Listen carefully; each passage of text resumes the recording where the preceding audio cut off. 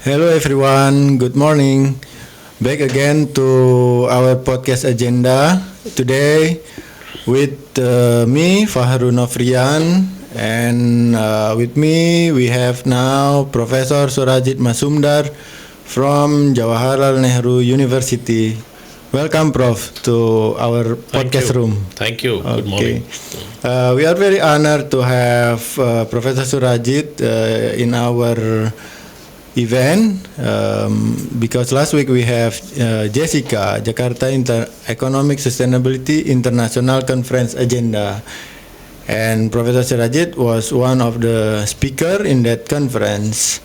So, Prof, this is your first time in Indonesia, right? Yes, this is my first time, Wow. but it's been a very enjoyable visit. Enjoyable. So, what do you think? Tell me just a little bit about how do you feel in Indonesia right now? Well, I've really enjoyed the warmth and hospitality here. Uh, I think most of the people I have met have been very good ambassadors for the country and its culture because of the way they behaved.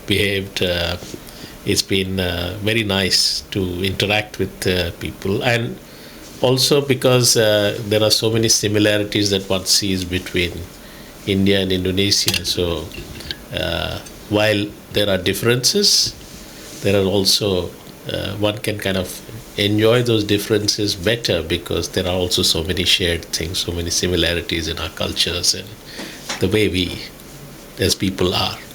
So it's been very nice, and I hope that I will get further opportunities to come and explore the country more.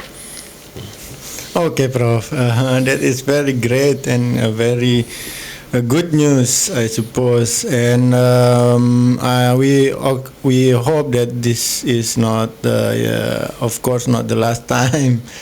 And yeah, maybe we can start now the discussion, and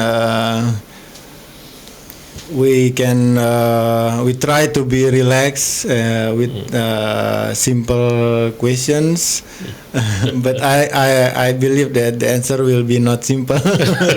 Okay. So I would like to start from international situation, Prof. Right now we have post-pandemic COVID-19, and then we also have Russian-Ukraine war, and also we have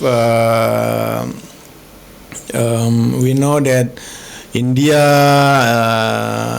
is situated between Pakistan and Bangladesh, and in that area that area is very important in the international geopolitics and geoeconomy.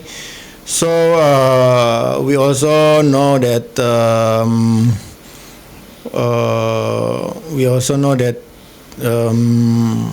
before in the area in the year 1940 something or before the independence, India is very closely tied to British, right? And then they have great interest in that area, in India, Pakistan, Bangladesh, and but it was before, but now maybe the situation has changed, and but still there are international geopolitics and geoeconomic tensions. And how do you see that, Prof? I mean, for example,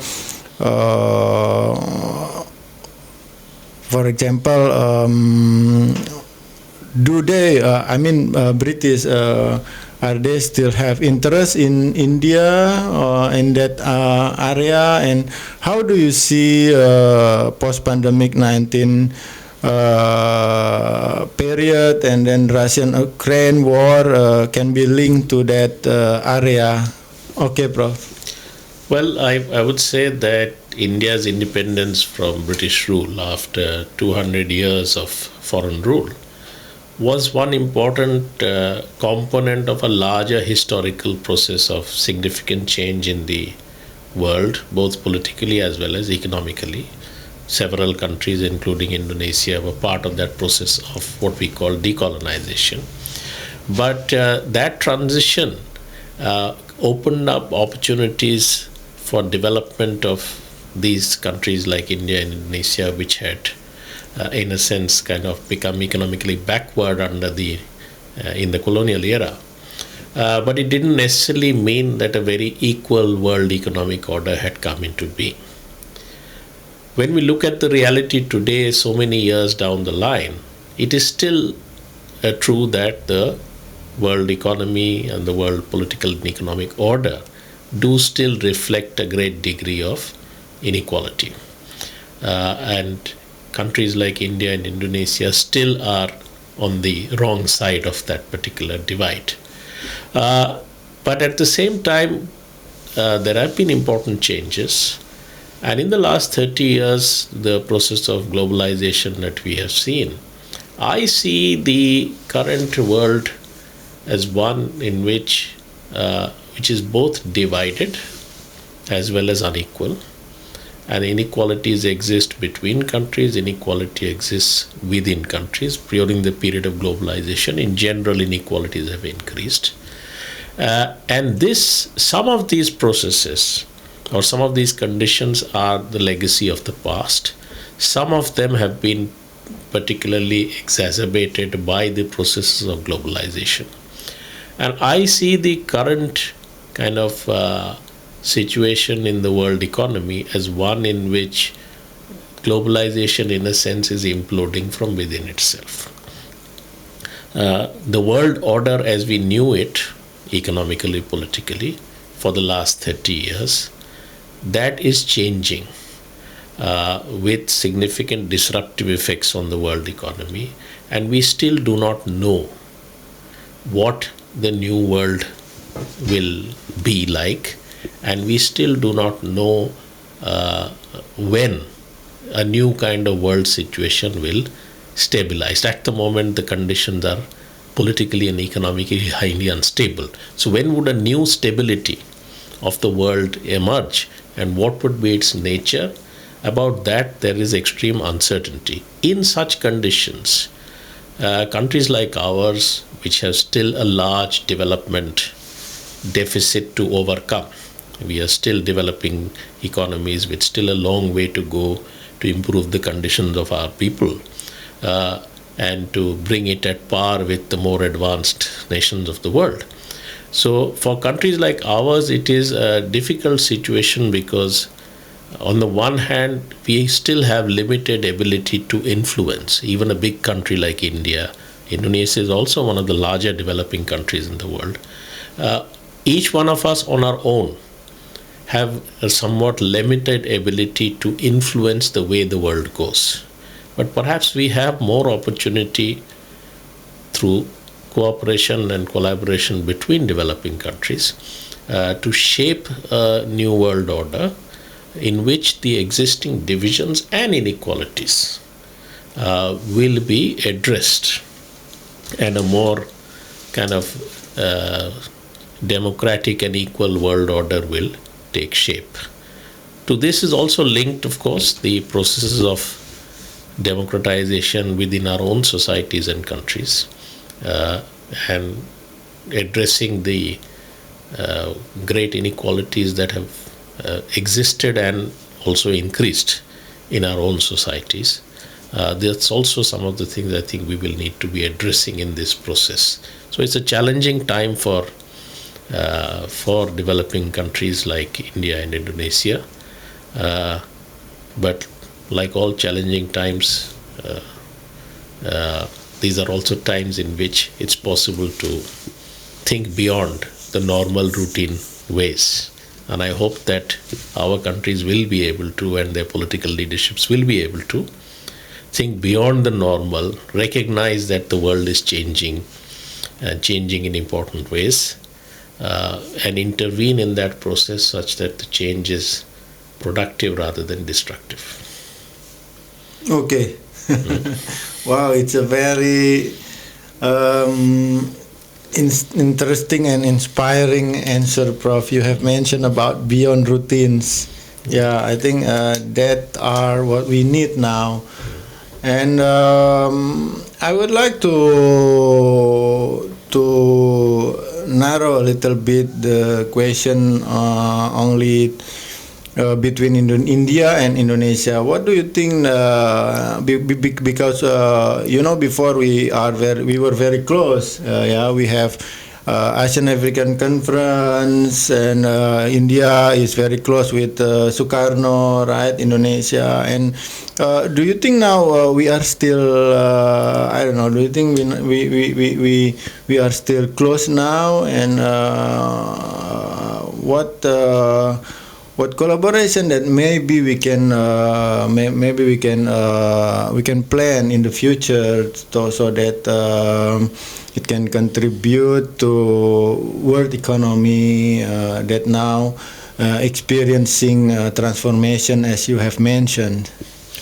Well, I think our kind of closeness was originally a product of a shared historical situation. We had all experienced the ill effects of colonialism.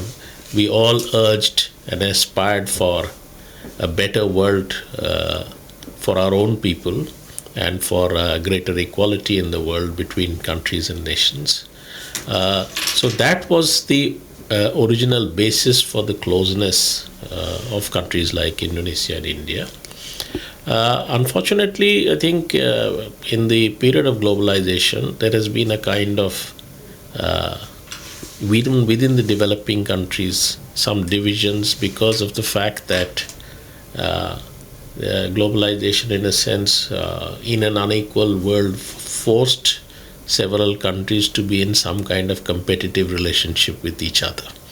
We were all trying to find the same kind of space within the world economy. Okay, so we were all trying to industrialize, develop by generating exports to the advanced economies, and that being the basis. Of course, along with that, there was some processes of integration and increased trade within developing countries also. South Asia has had greater difficulty in overcoming the political barriers to regional integration. Indonesia is, of course, part of the ASEAN, and the Southeast Asian region has also managed to integrate with the larger East Asian region and find a space for itself. But I think that the possibilities of industrializing and developing through that route are also beginning to become increasingly difficult because of the crisis of the global economy. And addressing those old inequalities and the legacy of those old inequalities are becoming in some sense more important now. And therefore, I think going back to that old idea of solidarity between developing countries and striving for a more equal world order, and not just that each one because some of us are big and bigger than others, that we should be seen as important in the world, but not others who are smaller than us. So I think, for example, the present conditions show that even a grouping like the G20, the expansion of the G7 to include several developing countries, doesn't necessarily mean that the problems of the world can be addressed. Okay.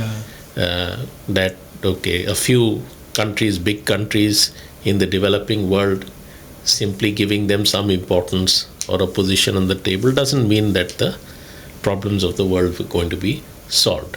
So I think one has to look at the question of equality across the world's countries in a broader sense, and not just that each one of us individually should be given a place on the world's high table. That aspiration of being great powers ourselves individually. Instead of that, we need to look at it as how together one can build a more kind of equal world, because all of us have a stake in a more equal world, and each one of us trying to catch up on our own may mean that each one of us is going to actually lose out in the process. We need our collective strength in order to be able to shape the world in a way where our country's aspirations can be met. And I think it's also good for the world order, because it will also help the world collectively deal with important challenges that we are facing, like the climate crisis, or even the pandemic. The pandemic has shown to us how a world that is interconnected but unequal and divided can have such devastating consequences. So a virus is able to use the interconnected nature of the world economy to spread itself across the world. But the divisions and inequalities of the world have come in the way of fighting that threat or danger collectively, because of which the world has suffered a lot more than it need have. And this process will continue. Other things like climate crisis will continue to have their effects, and the dangers that they pose will continue to confront us. And unless we are able to come together to address that challenge and not think of the world in terms of rivalries, conflicts, and aspirations to be powerful and dominate over others, we will not be able to address it. So I think we have to look at the world as one in which we would like to have an equal place. We don't want to dominate anyone else. We don't want to be stronger than anyone else, but we don't want to be weaker than anyone else either. Okay. It's a good point, Prof. So now I will bring the question to industrialization, Prof. Yeah. Yeah. So what do you think? I mean, what do you think about industrialization? How important it is for developing countries such as in India and Indonesia? And maybe you can tell us a little bit industrialization process in India at its moment. Okay, so I think historical experience has demonstrated that industrialization is a very important part of the process of structural transformation in economies and for changing fundamentally the conditions of people. So what we call the process of economic development in broad sense, that industrialization plays an important part. Even though historical experience shows that every process of industrialization ultimately gives rise to a transition or a post-industrialization phase in which you get the increased importance of services and reduced importance of industry and manufacturing. But nevertheless, that's a transition that happens via a process of industrialization. Now, countries of the world like ours, like India, have had a much more limited industrialization process. They have not achieved the level of industrialization that advanced economies achieved before they started making the transition to a post-industrial phase. But several countries, including India, are nevertheless appearing to make a transition to that post-industrial phase, in the sense that they are also deindustrializing. But this is what we call premature deindustrialization, that is before a full-fledged industrialization process has taken place. And in India, for example, one can see the important consequence of this, that while if you look at simply production, you have a transformation taking place, agriculture's importance is continuously declining, and services activities are increasing in their weight in the world, in the production process, in GDP. But you don't see a similar transition in the occupational structure. So that process without industrialization is not generating sufficient employment in non-agricultural activities. So we get two results of that. One is that those who are continuing in agriculture find it difficult to move out of agriculture because non-agricultural activities are not growing in importance. But since agriculture's share in the economy is continuously declining, the ability of agriculture to sustain that population is also shrinking. So by force, by compulsion, there is a movement out of agriculture. But in the absence of adequate non-agricultural activities, what we are getting is a process where unemployment is increasing. A large proportion of the Indian population is not employed, even though in working age group. And this is affecting the prospects of any transformation in their standards of living, because people don't find employment, and because there's such a large labor surplus, the labor market conditions that emerge are ones in which wages tend to remain depressed and not grow. So the consequence of this is increasing inequality rather than process of increases in employment and standards of living across the board, even when you get relatively high growth of GDP, which is on account of services. So there is a serious issue of industrialization, which is not to say that industrial development is not happening. There is no growth of industries. Industries are growing, but not at an order necessary to produce the structural transformation for the economy as a whole. So that is the problem for countries like India, because India has a large population, it has a large industrial sector, but relative to that population, it is a smaller industrial sector. So the answer, in my view, to countries like India is that, okay, we have tried the process of industrializing through export-led growth. It has not been found to be possible. So earlier the argument was that India tried import substituting industrialization, it restricted imports, it restricted foreign investment, and that is the reason that India was not industrializing. But we've had liberalization of all of these for 30 years, and even then India is not industrialized. In fact, the trade deficits and all have become larger or wider. So clearly countries like India are not in a position to industrialize through export-led growth. But on the other hand, because of a large country, being a large country, it has the opportunity of industrializing by taking advantage of its potentially large domestic market. That, however, requires it to address the problems of inequality, growing inequality within its own society, growing inequality which has meant that the domestic market for manufactured products also remains extremely narrow. And the ability to address that problem of inequality requires also some reorientation of the way India is integrated into the global economy. So if you are totally open to imports, if you are totally open to capital flows, then we don't have the room for maneuver to promote our own industrial development. So I think some rethinking on the question of importance of how we relate to the world economy is important to create the conditions for industrialization in India.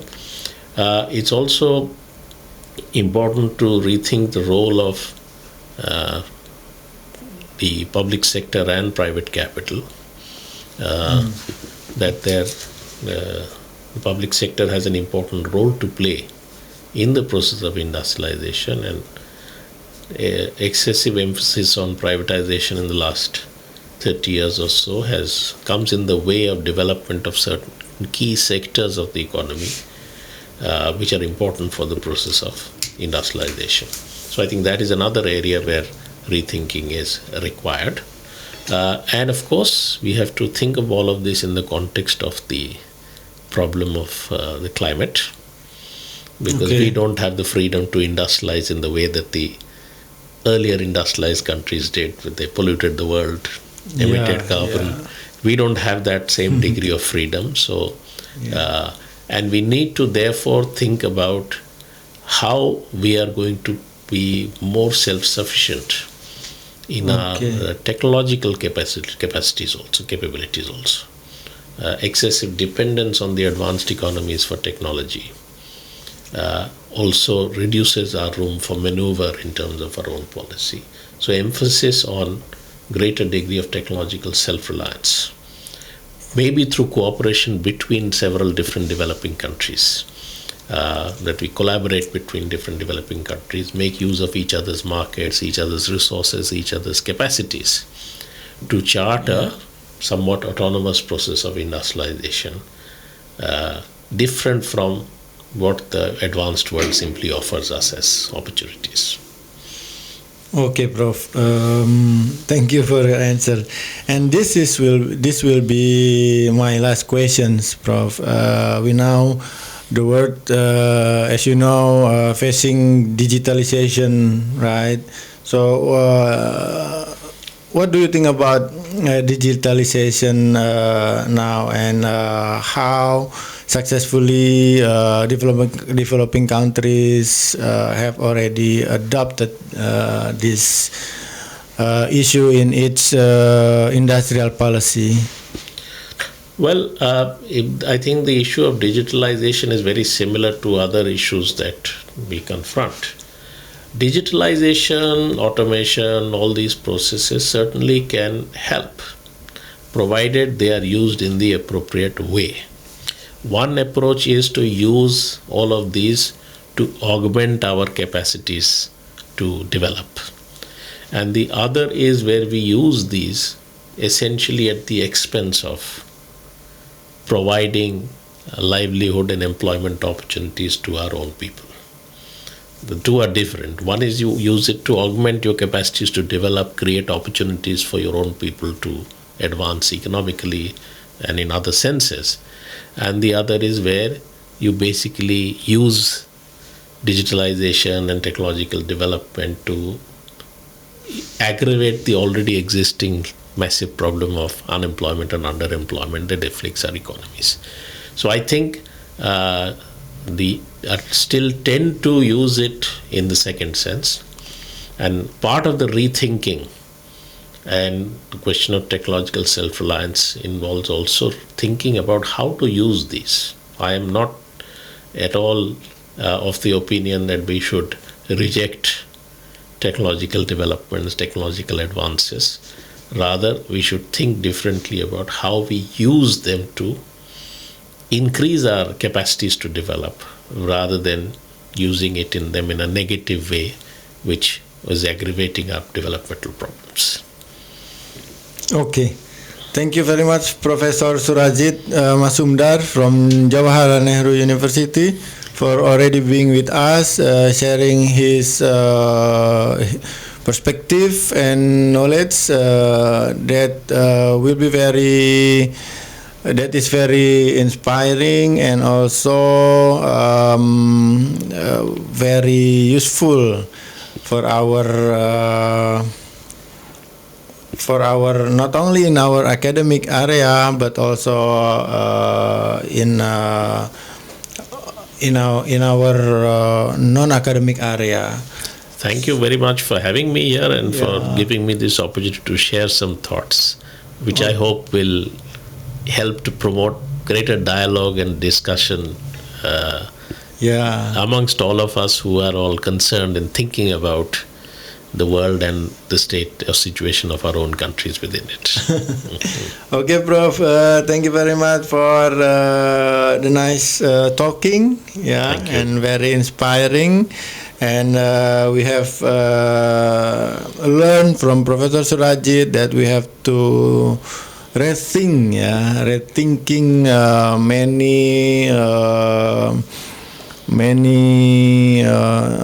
many terms and many policy that we have adopted before, but now the situation has changed, and so that we have to rethink our political and economy policies. And also actually I have a lot of questions, Prof, but I'm afraid I have to stop here because our time is very limited. Okay, thank you again, Prof. Surajit, for being with us.